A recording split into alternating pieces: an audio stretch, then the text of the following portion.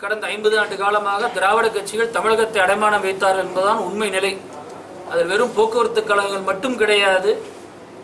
தமிழகத்தினுடைய இயற்கை வளங்களையே 2 கட்சிகளும் அடகு வைத்துள்ளார்கள். அதன் காரணமாகத்தான் தமிழகம் இன்று பாதிக்கப்பட்டுள்ளது. காரணம் இது ஒரு செயற்கையான தட்டுப்பாடு தான். இது தமிழக அரசு முறையாக உரிய நேரத்திலே கவனத்தோடு செயல்பட்டு இருந்தால் இவ்வளவு பெரிய மனத்தட்டுப்பாடு ஏற்பட்டிருக்காது. கோடிக்கணக்கான ரூபாய் இதனால் பொருளாதார பிரச்சனை ஏற்பட்டுள்ளது.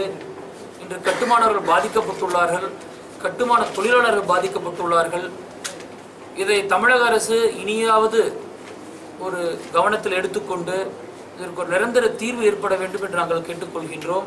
அதேபோல் நீதிமன்றத்தில் உள்ள வழக்குகளை தமிழக அரசு முறையாக அணுக வேண்டும். இதனால் தான் நீட் தேர்வால் மாணவர்கள் ஒருபுறம் பாதிக்கப்பட்டார்கள். இன்று மனத்தட்டுப்பாட்டிற்கு கூட தமிழக அரசு முறையாக நீதிமன்றத்திலே வாழாததன் காரணம். அதை முறையாக எதிர்கொள்ள வேண்டும் என்று நாங்கள் கேட்டுக்கொள்கின்றோம்.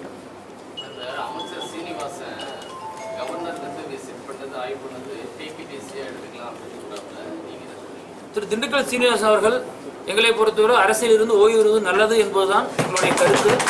தொடர்ந்து இது போன்ற பொறுப்பற்ற கருத்துக்களை அவர் தெரிவிப்பது வேதனை அளிக்கின்றது. தமிழக முதலமைச்சரும் துணை முதலமைச்சரும் கண்டிப்போடு அவர்களிடத்தில் பேச வேண்டும் என்று நாங்கள் கேட்டுக்கொள்கின்றோம்.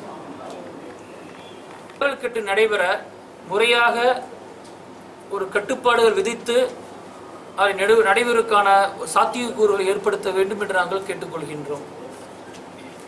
அதேபோல் ஜல்லிக்கட்டை பொறுத்தவரை இந்த வருஷம் எந்த ஒரு குழப்பம் இல்லாமல் நடைபெறுவதற்கான ஏற்பாடுகளை தமிழக அரசு இப்பொழுதிருந்து எடுக்க வேண்டும். மீண்டும் பீட்டா போன்ற அமைப்புகள் உச்சநீதிமன்றத்தை நாடியுள்ளது.